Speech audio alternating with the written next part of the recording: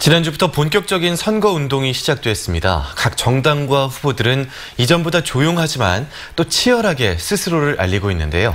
선거 중반 판세를 점검해보고 이후 상황도 전망해보겠습니다. 오승용 킹핀 정책 리서치 대표 나와 있습니다. 안녕하십니까? 네, 안녕하십니까? 안녕하십니까? 네. 선거운동이 시작된 뒤로 이 광주 전남의 선거 판도에 변화가 있다고 생각하십니까? 네, 오늘로서 딱 선거일까지 열흘이 남은 시점인데요. 광주 전남의 선거 판도는 민주당 대세론이 여전히 지배적인 것은 사실인 것 같습니다. 민주당 후보 대 야당 현역 간의 대결 구도가 여전히 유지되고 있는데요.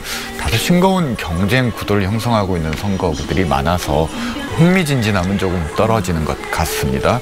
이대로 진행이 된다면 호남의 선거 구도와 호남 이외 지역, 비호남 지역의 선거 구도가 괴리되는 선거 결과를 가져올 가능성이 높고요. 호남은 정권 성공론, 비호남 지역은 정권 심판론의 선거 구도가 맞서는 그런 선거 결과가 예상이 됩니다. 아마도 호남은 21대 총선에서 한국 정치의 갈라파고스가 될 가능성이 현재로서는 높아 보입니다.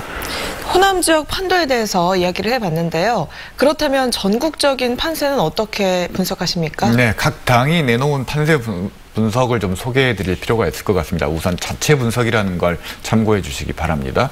민주당은 전국적으로 134곳에서 우세를 보이고 있다고 주장하고 있고요. 미래통합당은 128곳에서 우세를 보이고 있다고 주장을 하고 있습니다.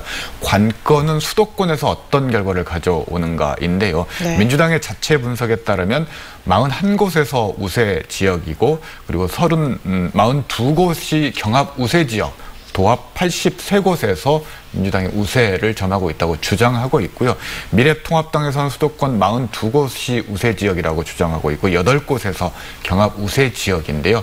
관건은 최대 30%에 이르는 중도층, 부동층들이 어떤 선택을 하는가인데 이 선택에 따라서 수도권 판세가 결정되고 선거 결과까지 좌우될 것 같습니다. 네, 소위 격전지로 분류되는 곳들이 있는데요. 여기서 승부를 가를 변수는 어떤 것이다 예상하신 게 있은가요? 크게 두 가지인데요. 선거는 결국 경제, 먹고 사는 문제와 연관이 돼 있습니다.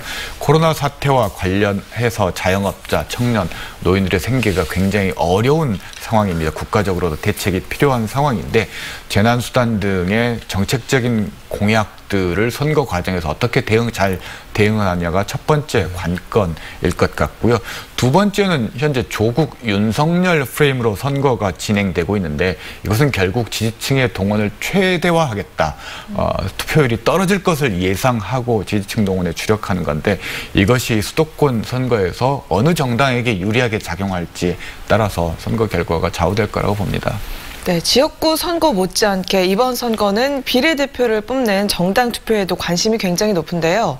어떤 정당들이 비례 의석을 확보할까요? 네, 지역구 선거와 마찬가지로 비례대표 선거도 양강 구도가 유례없이 펼쳐지고 있는 선거다라고 얘기를 할 수 있을 것 같은데요. 네. 비례한국당에 맞서는 더불어시민당 그리고 열린민주당의 쌍끌이 구도가 민주당의 표를 분산시키는 상쇄 효과를 낼 것인가 아니면은 미래통합당을 비례한국당을 지지하지 않는 유권자들을 모두 흡수하는 상승 효과를 낼 것인가에 따라서 이 결과가 달라질 것 같은데요. 네. 만약에 상승 효과를 낸다면 아마도 그 피해가 정의당에게 갈 것이고 21대 총선에서 정의당의 비례대표 성적이 역대 최저로 흐를 가능성도 개연성도 부인할 수 없을 것 같습니다.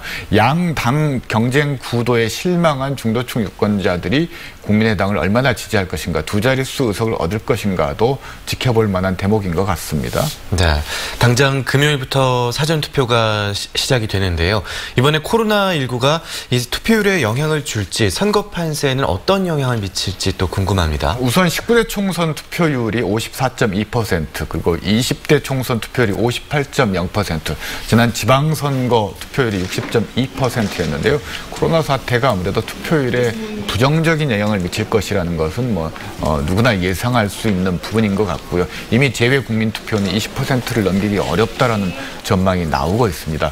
그러나 중요한 건 전체 투표율이 문제가 아니라 경합 지역 투표율인데요. 특히 수도권과 PK 지역 투표율이 관건인데 투표율이 높을수록 유리한 정당이 있고 낮을수록 유리한 정당이 있는데 이것이 과연 더불어민주당에게 유리하게 될지 아니면